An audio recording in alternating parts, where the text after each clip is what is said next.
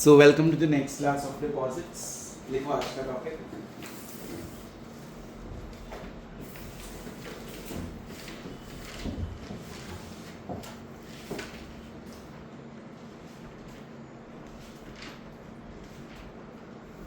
Deposits की definition section 2 clause 31. Section 2 clause 31. Start writing.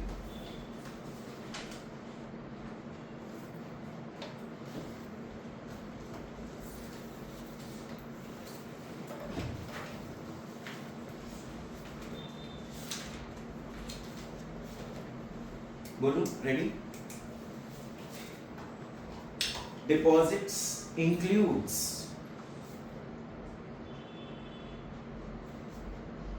अगर means होता तो क्या होता?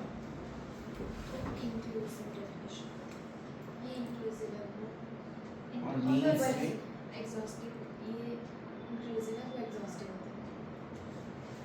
deposits includes any amount of money received by way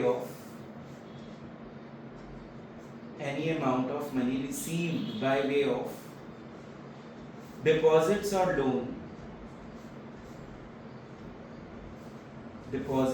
loan or any other form but does not include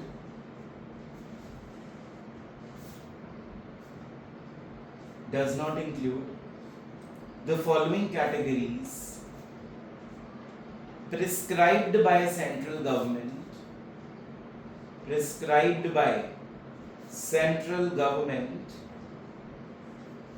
in consultation with RBI. क्या मतलब है इसका? कि डिपॉजिट्स जो होते हैं वो किसी भी तरह का लोन हो सकता है, कुछ भी हो सकता है, ठीक है. लेकिन 18 पॉइंट ऐसे पढ़ने हैं आज हमने जो डिपॉजिट्स नहीं माने जाएंगे और जिसको किसने डिसाइड किया है? सेंट्रल गवर्नमेंट ने डिसाइड किया. कंसल्ट किसके साथ किया? आरबीआई के साथ. समझ आ गया डेफिनेशन? चलो नंबर 1 पहले समझा देता हूँ फिर लिख लेना. कोई भी अमाउंट अगर हमें मिलता है सेंट्रल गवर्नमेंट से या स्टेट गवर्नमेंट से या किसी लोकल अथॉरिटी से, ठीक है, या किसी स्टैट्यूटरी कॉर्पोरेशन से. क्या क्या बोला मैंने? Central government, state government, local authority या स्टैट्यूटरी कॉर्पोरेशन से, जिसकी गारंटी सेंट्रल गवर्नमेंट ले रही है पेमेंट करने की. कौन ले रही है गारंटी? सेंट्रल गवर्नमेंट या कोई भी government, not only central but कोई भी गवर्नमेंट अगर गारंटी ले रही है तो वो डिपॉजिट्स का पार्ट नहीं है. तो फॉर एग्जांपल अगर मुझे गवर्नमेंट से मोदी जी ने पैसा दे दिया कि ठीक है आप आरसीजेड को एक्सपैंड करो, इसको कंपनी बनाओ और जो मर्जी करो, तो वो डिपॉजिट्स नहीं माना जाए. समझ में आ गया? लिखो. Number 1 amount received from CGSGLA. Amount received from CGSGLA. LA मतलब SC मतलब statutory corporation which is guaranteed by the government. इसका कीवर्ड है guaranteed by the government. ठीक है.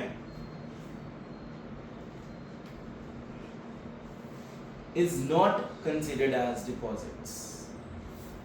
Is not considered as deposits. Number 2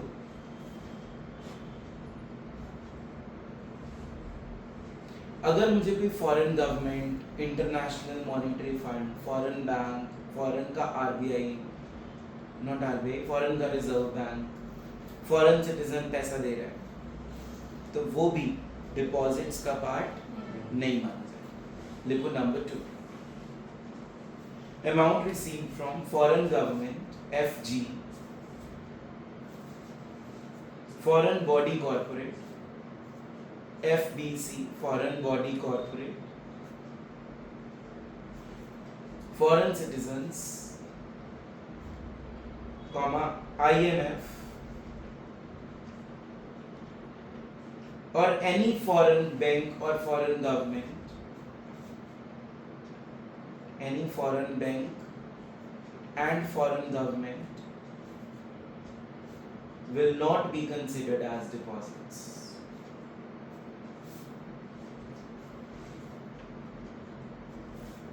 तो इन शॉर्ट आप जितना मर्जी पैसा इनसे ले सकते हो, वो डिपॉजिट्स की डेफिनेशन से बाहर है। समझ गए? नंबर 3, अगर मान लो मैंने ICICI से HDFC से लोन लिया है, क्या वो मेरा डिपॉजिट है? क्योंकि उसका तो काम ही क्या है, लोन्स देना। तो किसी भी बैंकिंग कंपनी से अगर आप कोई डिपॉजिट ले रहे हो, वो डिपॉजिट की डेफिनेशन में कंसिडर नहीं होता। लिख लो, loan from banking company not a deposit. Loan from banking company not a deposit.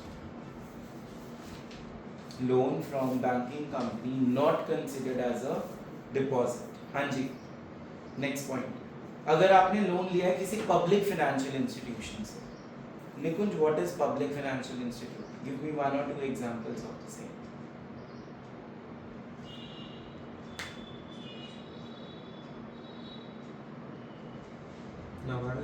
NABARD हो गया एक तो, और LIC लाइफ इंश्योरेंस कॉर्पोरेशन, इनका भी काम है लोन देना, कि ये भी लोन्स देते रहते हैं। तो जैसे पब्लिक फाइनेंशियल इंस्टीट्यूशन का बेस्ट एग्जांपल है नबार्ड, ये मैंने आपको +2 की इकोनॉमिक्स में याद कराया। लिख लो, loans from PFIs not considered as deposits. PFI के 2 example, LIC and NABARD. LIC and NABARD. Next point, intercorporate loans. Intercorporate loans. Intercorporate loans मतलब एक कंपनी दूसरी कंपनी से क्या ले रही है, लोन, वो भी डिपॉजिट्स का पार्ट नहीं है। लिख लो, intercompany loans means loan taken by one company from another company. Loan taken by one company from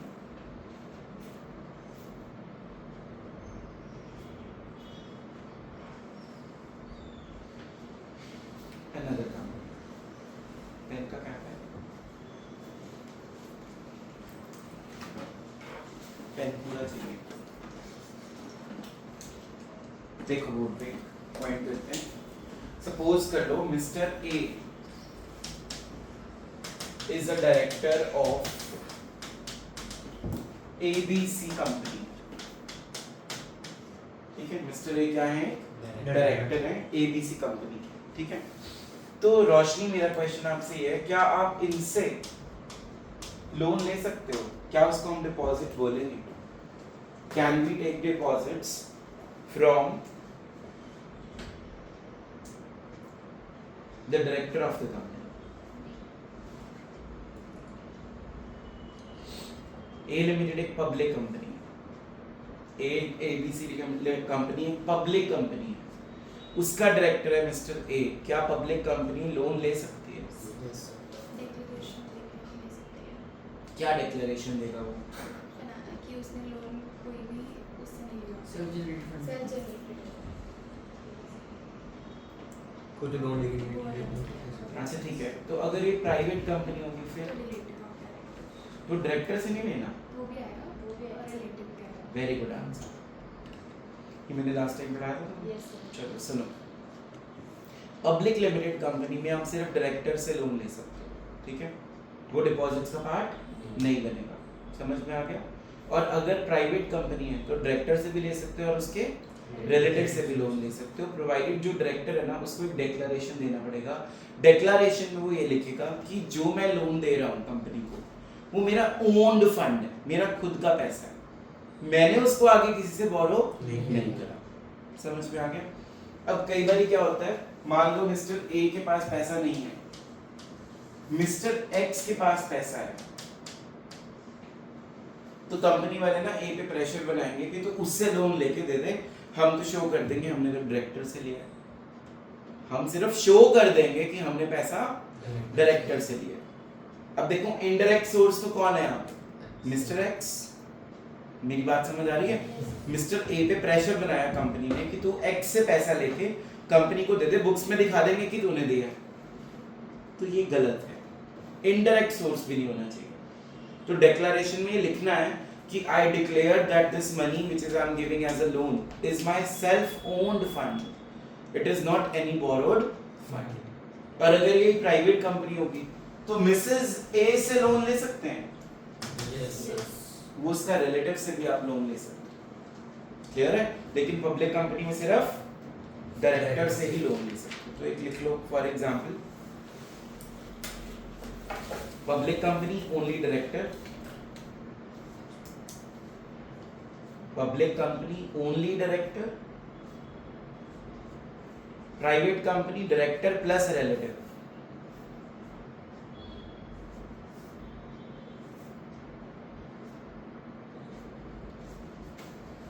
समझ गए?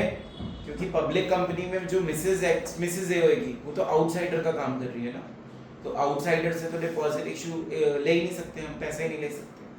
चलो कितने पॉइंट्स कर लिए हमने? 6 कर लिए। और टोटल कितने हैं? 1/3 हो गए। चलो जी, पहला पॉइंट क्या लिखवाया था मैं बताओ? Amount received from central government. बिना देखे बोलना बेटा, याद नहीं हुआ? अगर हम सेंट्रल गवर्नमेंट या स्टेट गवर्नमेंट या लोकल अथॉरिटी या स्टैट्यूटरी कॉर्पोरेशन से कोई पैसा ले रहे हैं जिसकी गारंटी कौन दे रही है? गवर्नमेंट, तो वो डिपॉजिट्स का पार्ट नहीं है। सेकंड पॉइंट क्या था Nakul?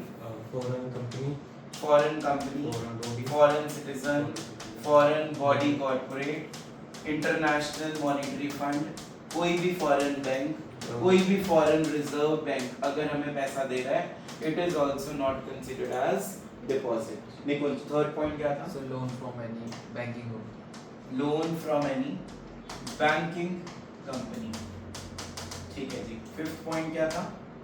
Foreign. Fourth point sorry, Public loan from finance any institute. Public financial institution like LIC और लाइक NABARD, ठीक है, which is for agricultural and rural development bank। चलो जी, नंबर 5 क्या था? बोलो। Inter. अगर एक कंपनी किसी और कंपनी से क्या ले रही है? लोन, वो भी इसका पार्ट, डिपॉजिट्स का पार्ट नहीं है। नंबर 6 क्या पढ़ा हमने? डायरेक्टर से हम लोन ले सकते हैं, वो डिपॉजिट नहीं माना जाएगा। अगर वो पब्लिक लिमिटेड कंपनी है तो हम सिर्फ डायरेक्टर से लोन ले सकते हैं। अगर वो प्राइवेट लिमिटेड कंपनी है तो डायरेक्टर प्लस उसके रिलेटिव से लोन ले सकते हैं, वो डिपॉजिट्स की डेफिनेशन में काउंट नहीं होगा। M I clear? नंबर 7 बाद में शेयर्स अगर हमने इशू किए हैं, क्या उसको डिपॉजिट्स मान सकते हैं? नहीं मान सकते ना, पर कंडीशन होती है। अगर आपने शेयर्स की एप्लीकेशन मनी से लेके विद इन 60 डेज उनको शेयर्स क्या कर दिए? अलॉट कर लिए, तो वो डिपॉजिट की डेफिनेशन नहीं बनेगी, वो डिपॉजिट्स का पार्ट नहीं बनेगा। और अगर नहीं किए तो आपको अगले 15 दिन के अंदर अंदर वो पैसा क्या कर देना है? रिफंड। लिखो, amount received by issue of shares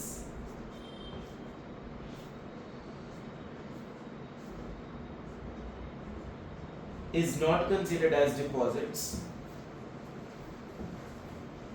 is not considered as deposits if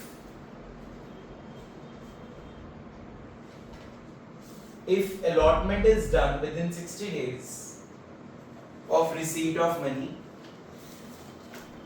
if allotment is done within 60 days of receipt of money,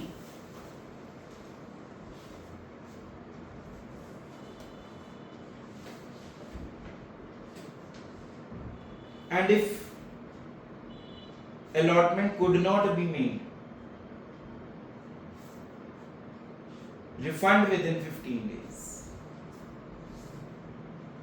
refund within 15 days। हाँ जी नकुल, जो 15 डेज में रिफंड करना है वो कौन से 15 डेज है? सर जिस दिन हमने अलॉटमेंट कर दी। अलॉटमेंट तो कर ही नहीं ना भाई, तभी रिफंड करना है। मतलब वो सर आपने कहाँ से काउंट करेंगे वो 15 दिन? 61st डे, मतलब 60 डेज के एक्सपायरी के बाद वाले लिखो। Refund with in 15 days from expiry of 60 days. ठीक है जी। नेक्स्ट पॉइंट लिखो डिबेंचर्स, हेडिंग डालो डिबेंचर्स। इसमें 3 क्लाउड्स बना लेंगे, सिक्योर्ड, अनसिक्योर्ड, नाइदर सिक्योर्ड और अनसिक्योर्ड।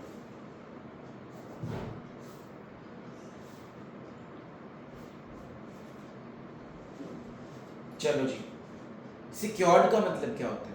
जो डिबेंचर किसी एसेट के ऊपर क्या है, सिक्योर्ड है, ठीक है, जिसका चार्ज क्रिएट हुआ है, तो वो डिपॉजिट्स का पार्ट नहीं बनता। लिख लो secured debentures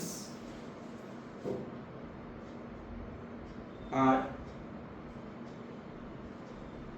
secured on some asset, therefore it is not deposits, therefore it is not deposits। हाँ जी, अनसिक्योर्ड डिबेंचर क्या डिपॉजिट्स बन जाएगा? वो भी नहीं बनेगा। बताओ कब नहीं बनेगा? अगर आप उसको कन्वर्ट कर देते हो with in 10 years into equity shares. अगर अनसिक्योर्ड डिबेंचर है और आप उसको क्या कर दोगे, कन्वर्ट कर दोगे विद इन 10 years, किसमें, इक्विटी में, तो वो भी डिपॉजिट का पार्ट नहीं बनेगा। तो लिखो not considered as deposits if converted into equity shares within 10 years।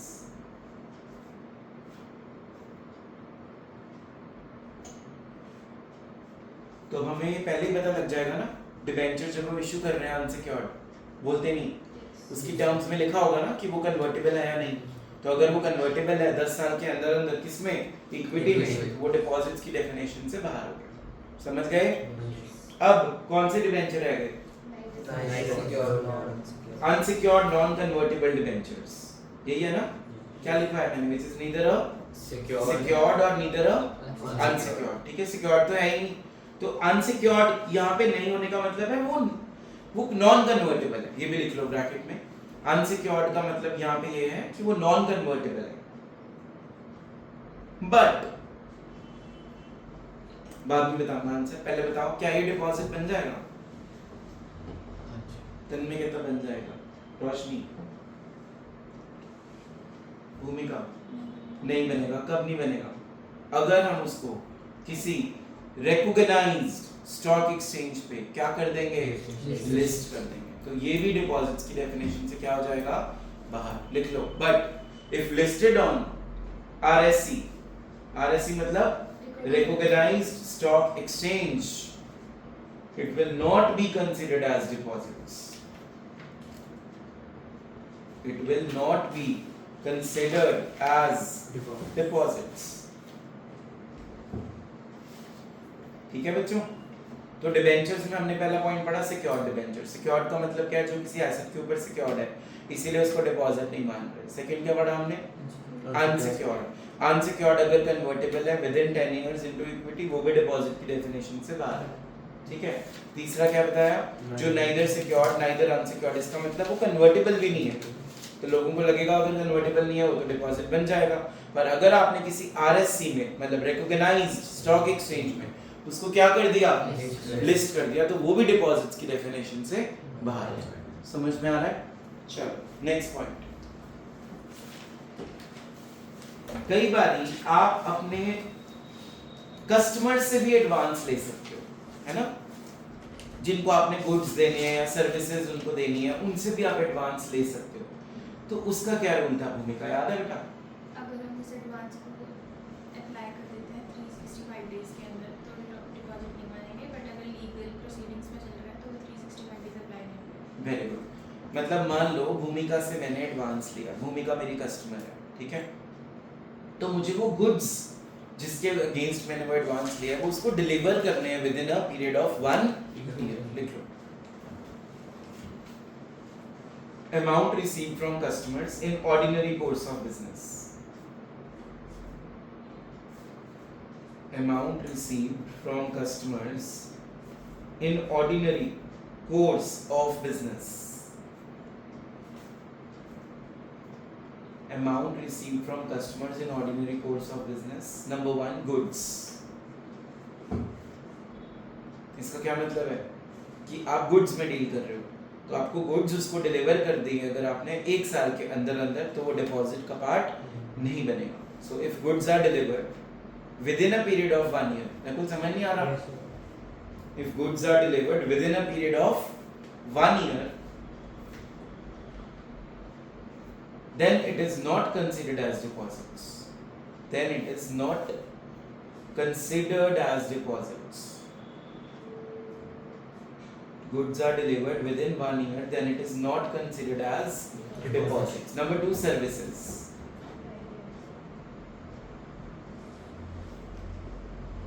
अब कई बार ना क्या होता है, अपने ये एग्जाम्पल ले लो, तुम्हारी फीस एडवांस में आ जाती है, तो मैंने सर्विस देनी है, तो अब सर्विस के केस में जो मैंने निकुंज से फीस ली होगी, क्या वो मैं डिपॉजिट मान लूँ अगर मैं कंपनी हूँ?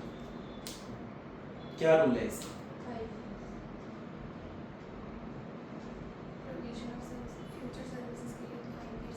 नहीं, according to the custom of that service. अब एजुकेशन में नॉर्मल होता है 6 मंथ्स का टाइम पीरियड, ठीक है. सीए वालों का चलो हमने 1 साल बना दिया. फाइन, नॉर्मल एजुकेशन में कितने मंथ्स है कि जो मैंने तुमसे फीस लिया उसका सिलेबस, अपने पार्ट का सिलेबस एटलीस्ट मैं अगले 6 महीने में कंप्लीट कर दूं. तो ये एज पर कस्टम ले रहे हैं हम. और जहां कस्टम नहीं है 5 साल मैक्सिमम कितना टाइम पीरियड है सर्विसेज का? 5 साल. समझ में आया? लिखो. Services should be provided within 5 years,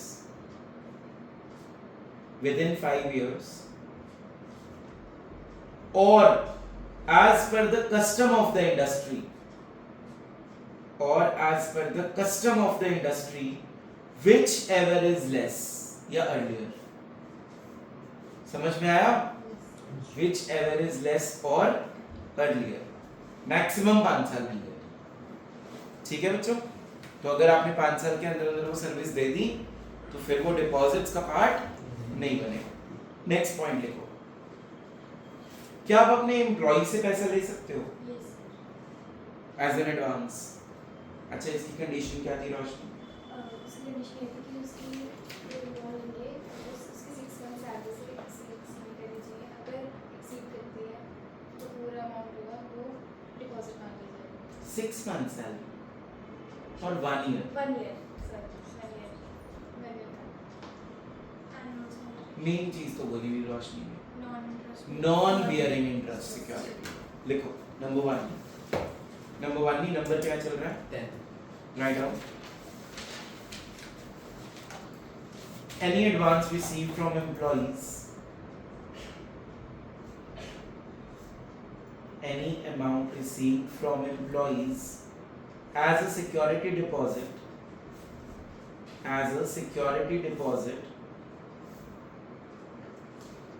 which should be non-interest bearing,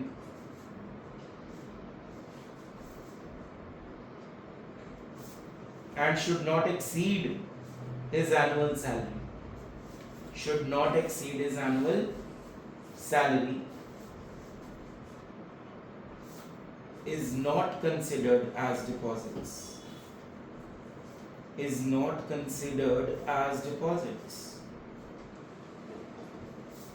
मान लो दिव्या मैम मेरे एम्प्लॉय हैं, ठीक है. मैंने उनसे लोन ले लिया. मैंने जो लोन लिया है ना वो लिया है 10 लाख का. कितने का लिया है? और उनकी एनुअल मंथली सैलरी है, per month salary 1 lakh rupees. Nikunj, will it be considered as deposits if I am a company? 1 lakh per month उनकी सैलरी है. मैंने 10 लाख का लोन लिया दिव्या से. नहीं सर. क्यों? सर एनुअल सैलरी हमारी कम. एनुअल सैलरी क्योंकि सैलरी उनकी 12 लाख हो जाएगी. अगर 1 लाख पर मंथ है तो साल की कितनी हो गई? 12 लाख. और मैंने लोन कितने का उठाया? 10 लाख. तो उस पे इंटरेस्ट का भी रेट नहीं है, कुछ भी नहीं बोला ना मैंने इंटरेस्ट रेट का.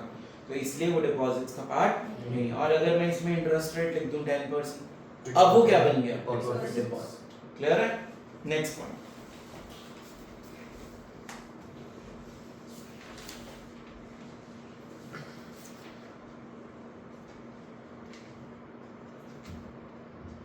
amount received as a trustee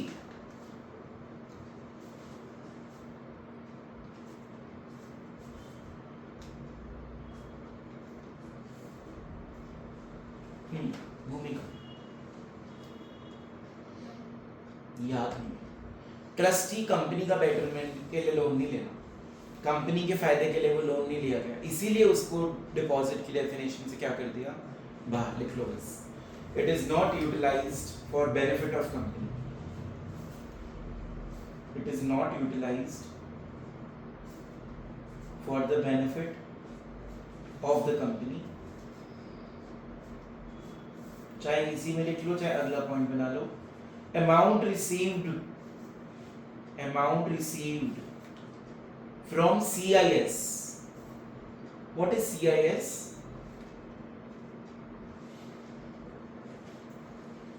नहीं यार, कलेक्टिव इन्वेस्टमेंट स्कीम या alternative investment scheme, AIS। CIS या AIS, जैसे कि चिट फंड कंपनी है ना, तो उनका तो काम ही यही है ना, तो ये भी डिपॉजिट्स की डेफिनेशन से बाहर है। चिट फंड भी लिख लेना, CIS AIS chit fund. Next point, amount received by Nidhi companies from its members. अब उनका भी यही काम है, सेविंग्स को प्रमोट करना। सेक्शन इसका था 406 शायद, यही था, चेक कर लो एक बार। तो जब निधि कंपनी अपने मेंबर से पैसा ले रही है, उसको भी डिपॉजिट्स की डेफिनेशन में नहीं माना जाएगा। लिख लिया, amount received from members by the Nidhi company because of the habit of thrift saving.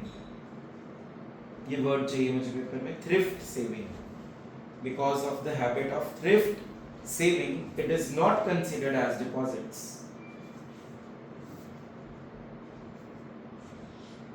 It is not considered as deposits. Next लिखो, startup company।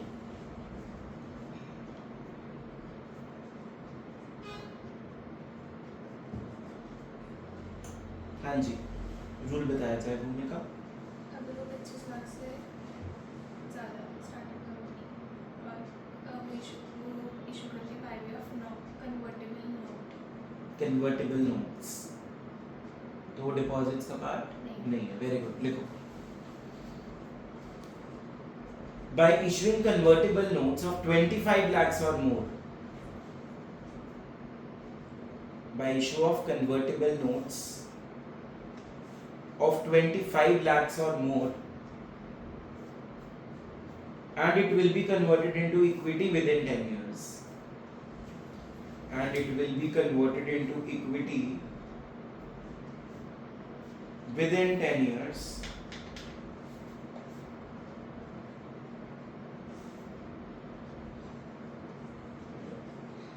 will not be considered as deposits.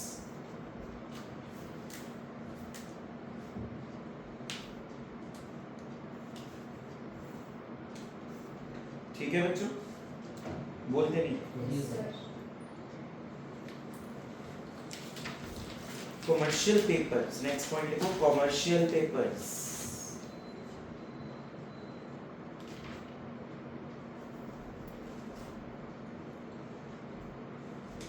Rule बताओ घूमने का। अगर कमर्शियल पेपर के through issue कर रहे हैं और बंदीज कर रहे हैं तो वो डिपॉजिट में मानेंगे। लिख लो, amount received from issue of commercial paper is not considered as deposits. कितने पॉइंट हो गए?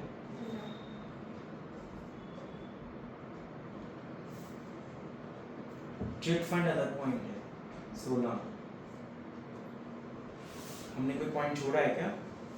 लास्ट वाला भी याद कौन सा? An amount received by company for अभी ऑल्टरनेटिव और कलेक्टिव वाला सेम मैंने सेम लिखवाया ना, वो उसका मतलब सेम ही है, तो हो गए ना सारे 18 पॉइंट बुक से कर। चलो ठीक है, वो CIS और AIS अलग अलग दिया हुआ है लॉ में, हमने एक में ही लिख लिया। चले आगे, चलो लेते हैं आपका test. Question number 1, new page.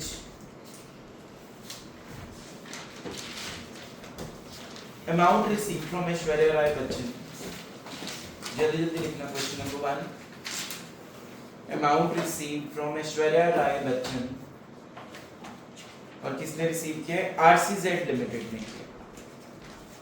RCZ limited, क्या RCZ लिमिटेड पब्लिक कंपनी है? कौन है? प्राइवेट कंपनी है, ठीक है। तो बताओ क्या ये डिपॉजिट है या नहीं है? तन्मय, है, क्यों? आउटसाइडर से different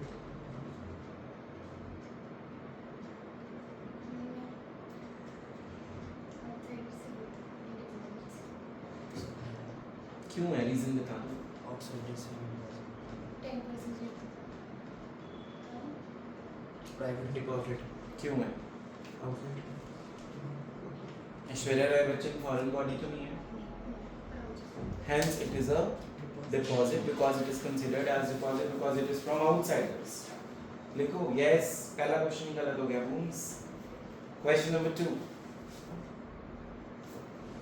amount received from international monetary fund, लिखना है सर, टेस्ट हो रहा है आपका।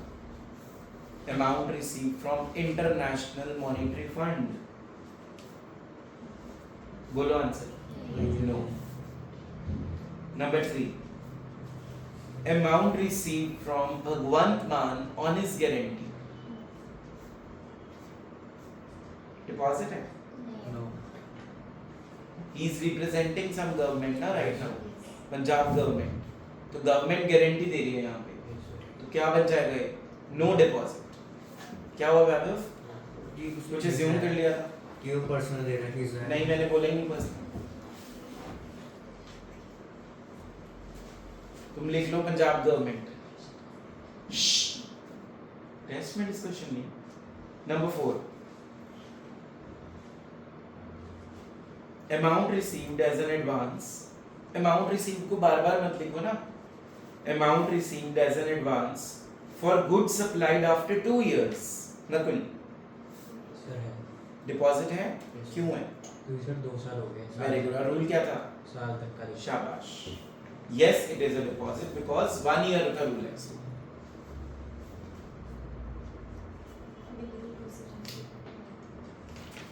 नेक्स्ट लिखो, amount received from members by Nidhi company, Bhumika, ठीक है।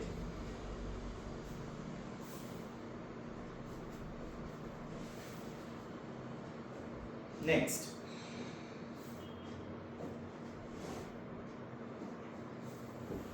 सिक्योरिटी डिपॉजिट लिया है आपने अपने एम्प्लॉय से, सिक्योरिटी डिपॉजिट लिया है आपने अपनी एम्प्लॉय से, सैलरी है 1 लाख पर मंथ, सैलरी है 1 lakh per month, interest rate है 2% पर एनम, इंटरेस्ट रेट है 2% पर एनम, और डिपॉजिट का अमाउंट है 10 lakhs। Nakul will answer this. Is it a deposit? क्यों? इंटरेस्ट आ गया इसमें। अगर हम नॉर्मली देखें हमारा डिपॉजिट का अमाउंट कितना है इस क्वेश्चन में, और which is less than the annual salary, पर इसमें कौन सा एलिमेंट आ गया? तो इसको अगर देखा जाए तो वो डिपॉजिट, बट कौन सा एलिमेंट डाल दिया? इसलिए वो डिपॉजिट है। तो इसके ऊपर हाईलाइट करना है पेपर में, समझ गए? भूमिका, ये जो हमने 18 पॉइंट लर्न किए हैं अभी, ये कौन से रूल के अंदर है कंपनीज एक्ट के? Rule 2, very good. लिखो, एमसीक्यू आता है इसमें। ये जितने 18 पॉइंट थे उसका रूल नंबर क्या है? 2।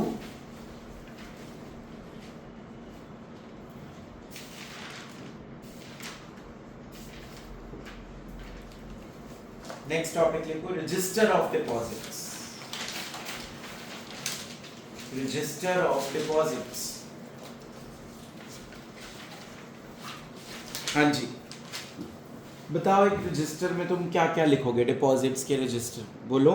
किससे लिया, कितना अमाउंट लिया, कब कितना पे डिपॉजिट, करना है, कितना डिपॉजिट लिया है, किस पे कितना charge है? किसका नाम है उस पे, ठीक है, सिक्योरिटी, इंटरेस्ट क्या है, उसका एड्रेस क्या है बंदे का, उसका पैन नंबर क्या है, ठीक है।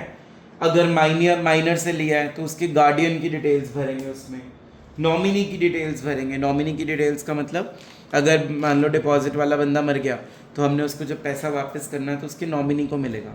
तो ये सारा कुछ हम डिटेल्स वगैरह रजिस्टर में लिखते हैं, समझ में आ गया? या एनी अदर सच डिटेल, जो भी डिटेल प्रिस्क्राइब करेंगे। Company will do the entry within 7 days from the issue of depository receipt to the depositors. मान लो मैंने वैभव से डिपॉजिट लिया है, ठीक है, तो मैंने उसके डिपॉजिट की एंट्री रजिस्टर के अंदर विद इन कितने दिन कर देनी है? 7 days। मान लो मैंने 1 नवंबर को लिया है तो 8 नवंबर तक का मेरे पास टाइम होगा कि मैंने डिपॉजिट रिसीट जब इशू की होगी ना, रिसीट मैंने इशू की है 1 नवंबर को, तो वहां से 7 दिन काउंट होंगे। समझ में आ रहा है? इस रजिस्टर को हम कहाँ पे रखते हैं, किसी को पता है? रजिस्टर्ड ऑफिस में। कहाँ रखते हैं? कंपनी के रजिस्टर्ड ऑफिस में। अच्छा, कब तक इस रजिस्टर को रखा जाएगा Nikunj? No no, every best thing starts from 8, तो 8 years। कितने साल तक रखा जाएगा?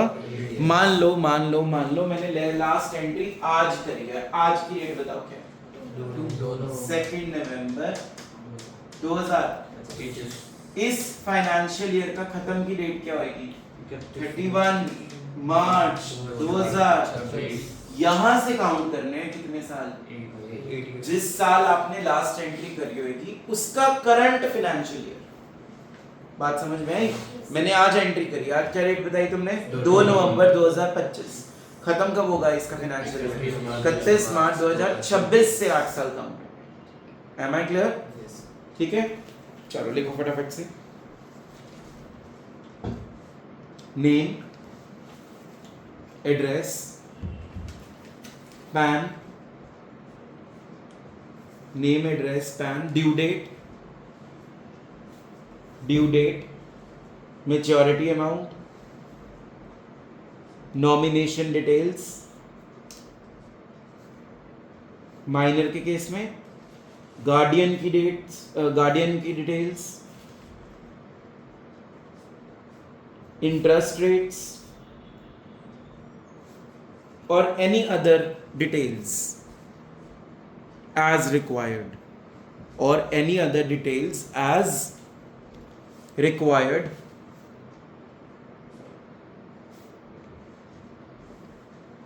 Paragraph change.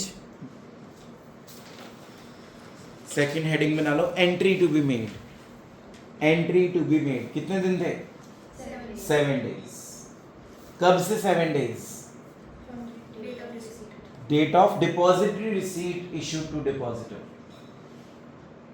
एंट्री कब करनी है बुक्स में? Within 7 days from the date of issue of depository receipt to the depositor. Depository receipt to the depositor.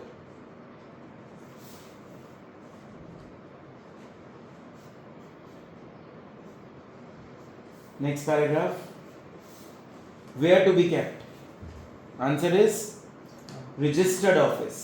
Where to be kept? Registered office.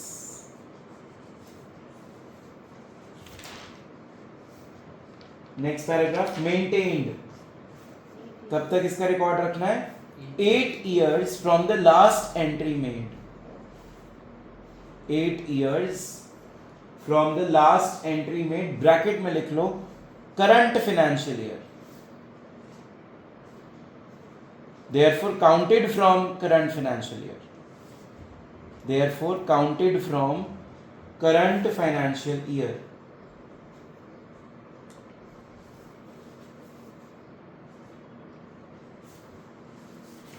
हाँ जी, क्या हमें भूमिका डिपॉजिटर ट्रस्टी भी appoint करना पड़ता है?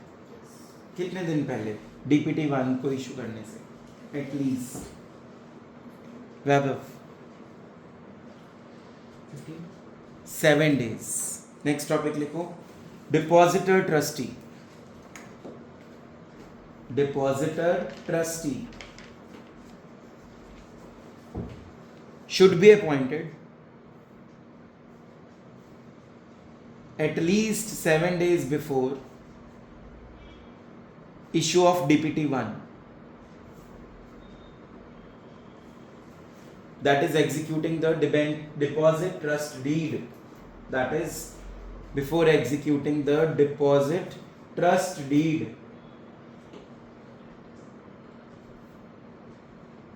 ठीक है, DPT 1 जो हमने इशू किया था ना, कल पढ़ा था ना, उसके 7 दिन पहले आपको कौन अपॉइंट करना है?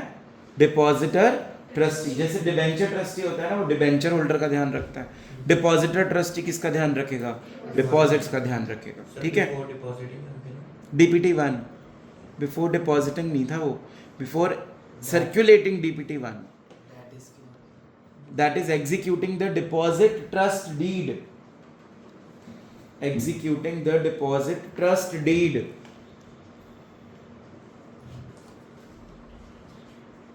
कौन अपॉइंट करेगा इसको बोलो? Board of directors. लिखो, he is appointed by board of directors.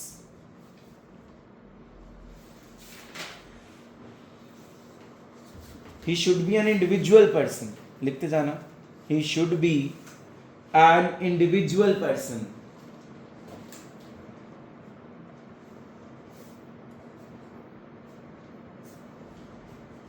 मतलब वो गारंटर नहीं हो सकता किसी का. लिखना है, he should not be number 1 guarantor, number 2 officer, number 3 employee, director, indebted to company, indebted to company, और पिक्यूनरी रिलेशन नहीं होना चाहिए. ये सारे पॉइंट्स पे नो है, बड़ा सा नो लिख लेना पहले वाले को छोड़ के. मतलब he should be an individual person. इसको छोड़ के नीचे वाले पॉइंट नहीं होने चाहिए. समझ गए? उसका कोई भी रिलेशनशिप कंपनी के साथ नहीं होना चाहिए. ठीक है. अब ये जो डिपॉजिटर होल्डर या डिपॉजिटर ट्रस्टी आपने अपॉइंट किया है, ये क्या करेगा बताओ?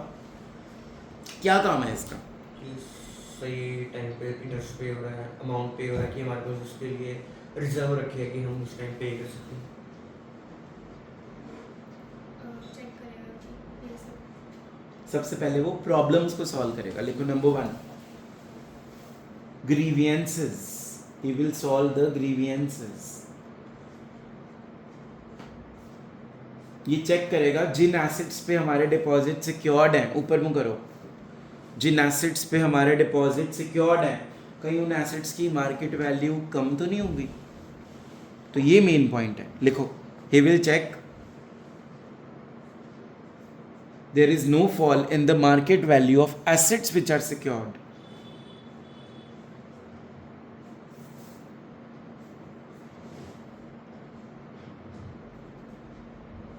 ठीक है. मीटिंग्स रखेगा ये. मीटिंग्स लिख के टिक लगा लो उस पे. मीटिंग्स करवाएगा ये डिपॉजिटर्स की. रजिस्टर मेंटेन करेगा उनका. नेक्स्ट पॉइंट क्या है? He will maintain registers. DPT 1 में क्या क्या लिखना है ये कौन डिसाइड करेगा? यही डिसाइड करेगा. कौन? Depositor trustee. DPT 1 के पर्टिकुलर्स, DPT 1 के सारे पर्टिकुलर्स यही डिसाइड करेगा. ये चेक करेगा कि जो टर्म्स एंड कंडीशंस कंपनी ने लिखा था डिपॉजिट लेने से पहले, क्या उनको कंपनी ऑनर कर पा रहा है या नहीं. समझ में आया? So he will check T&C are complied with or not. T&C मतलब terms and conditions. ठीक है, next topic, question end. Are premature deposits allowed? Are premature deposits allowed? Bhumika, yes, अगर कंडीशन फुलफिल हो रहा है। क्या कंडीशन थी? एक तो 3 इयर्स, 3 मंथ्स के पहले नहीं हो सकता डिपॉजिट, और एक है कि 10% ऑफ प्रोडक्शन कैपिटल। और यहाँ पेड अप शेयर कैपिटल होगा, फ्री रिजर्व्स नहीं होंगे, free reserves, paid up share capital और सिक्योरिटीज प्रीमियम का 10%। से कम का अमाउंट है, तो हम डिपॉजिट को प्रीमेच्योर कर सकते हैं। और कोई इसमें वो नहीं था, बस यही था। तो पहले तो आंसर बताओ, प्रीमेच्योर डिपॉजिट्स अलाउड है? Answer is yes. Minimum 6 months, maximum tenure क्या होता है डिपॉजिट्स का? 36 मंथ्स। मिनिमम होता है 3 मंथ्स, मैक्सिमम क्या होता है? 36 मंथ्स। 3 मंथ्स मिनिमम होता है और मैक्सिमम क्या होता है? 36 मंथ्स। 3 मंथ्स बोला मैंने, लिखा तुमने minimum? Yes, sir. Minimum time period of issue of deposits 3 months, maximum 36 months. अब ऊपर मुंह करो। क्या मैं अपना डिपॉजिट का प्रीमेच्योर ले सकता हूं? ले सकता हूं, लेकिन 3 महीने से कम नहीं, 6 मंथ से नीचे ले सकता हूं। पर मान लो मैंने नकुल की कंपनी को ये डिपॉजिट दिया और वो इंटरेस्ट रेट दे रहा है मुझे 12%, तो 1% इंटरेस्ट कम हो जाएगा। अगर मैंने प्रीमेच्योर डिपॉजिट वापस ले लिया अपना, तो मेरा जो इंटरेस्ट रेट था जिसके साथ मेरी डील हुई थी, उससे 1% कम हो जाएगा रेट। समझ में आ गया? 6 मंथ से पहले ले सकते हैं, बट 3 महीने से पहले नहीं ले सकते। पहले इतना समझ आया? क्या बोला मैंने? प्रीमेच्योर डिपॉजिट्स अलाउड है लेस देन 6 मंथ्स हो सकता है, बट नॉट लेस देन। इसका मतलब क्या निकल के आया कि मिनिमम डिपॉजिट आपको 3 मंथ्स का हमेशा रखना पड़ेगा, और मैक्सिमम कितना है ये? 36 मंथ्स। अगर मान लो मैंने 5वें महीने में मैच्योरिटी ले ली और मेरा इंटरेस्ट रेट जो भी डील हुआ, तो अब उससे मेरे को मिलेगा कितना? 1% कम मिलेगा। ये लिख लेना, 1% कम मिलेगा।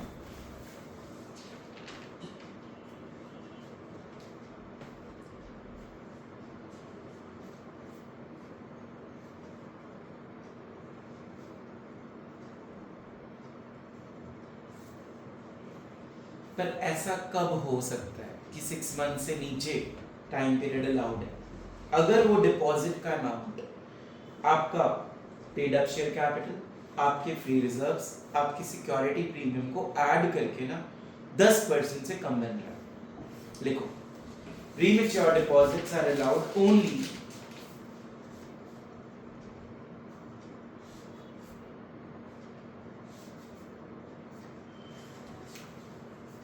the deposit does not exceed 10% of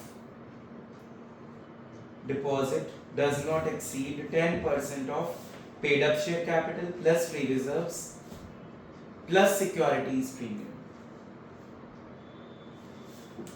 Paid up share capital plus free reserves plus securities premium. अच्छा, मुझे एक बात और बताओ बेटा, क्या डिपॉजिट हम जो सिक्योर करते हैं वो इंटेंजिबल एसेट पे भी कर सकते हैं? सिर्फ किस पे कर सकते हैं? इंटेंजिबल। लिख लो, न्यू पैराग्राफ बना लेना, डिपॉजिट्स ओनली ऑन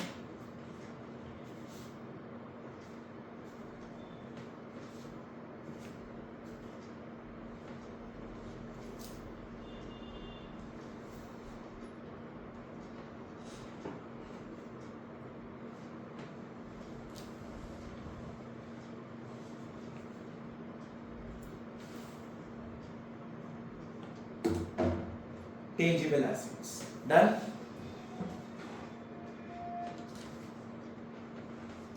अच्छा, एक डिपॉजिटर है, मान लो उसने मीटिंग रखवानी है, क्या वो रखवा सकता है कंपनी में मीटिंग? रखवा सकता है अगर टोटल डिपॉजिट्स का उसके पास, उसका डिपॉजिट कितना है? 1/10। मान लो वैभव मित्तल है, उसने डिपॉजिट दिया है मुझे 10 लाख का और मेरे टोटल डिपॉजिट्स हैं 100 लाख, तो है ना उसका 1/10 पार्ट, तो वो मीटिंग रखवा सकता है। या फिर ग्रुप ऑफ पीपल मिल जाओ, जब 1/10 हो जाए वो सारे मिलके मीटिंग रखवा सकते हैं। लिख लो,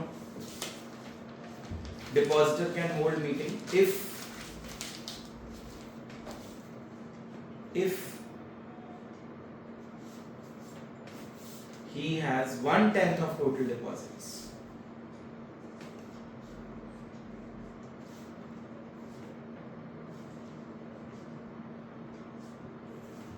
हाँ जी, मान लो मैंने आज 2 नवंबर है, मैंने 2 नवंबर को डिपॉजिट लिया, कैश ले लिया भूमिका से, तो मुझे इसको डिपॉजिटरी रिसीट देनी पड़ेगी। वो मैं कितने दिन में दे सकता हूँ?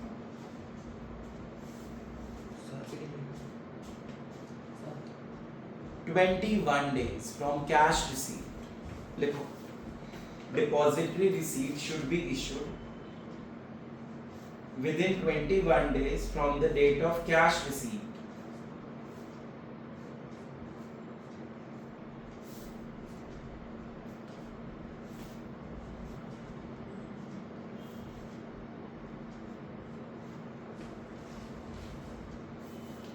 ठीक है, नेक्स्ट पॉइंट,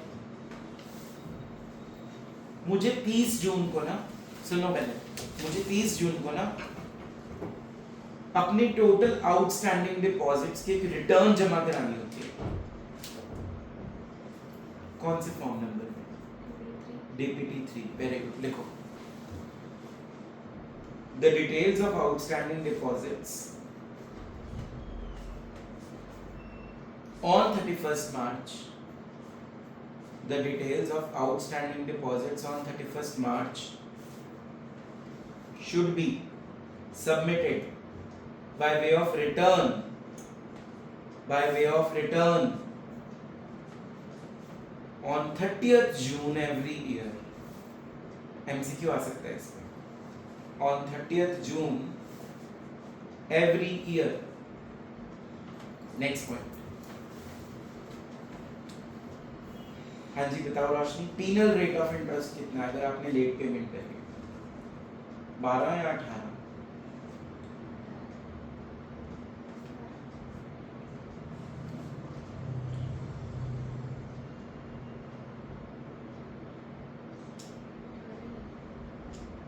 इस चैप्टर में पॉइंट कितने थे? तो रेट दे दो, right down, penal rate of interest for late repayment, penal rate of interest for late repayment is 18% per annum. With this, your chapter deposits is fully completed.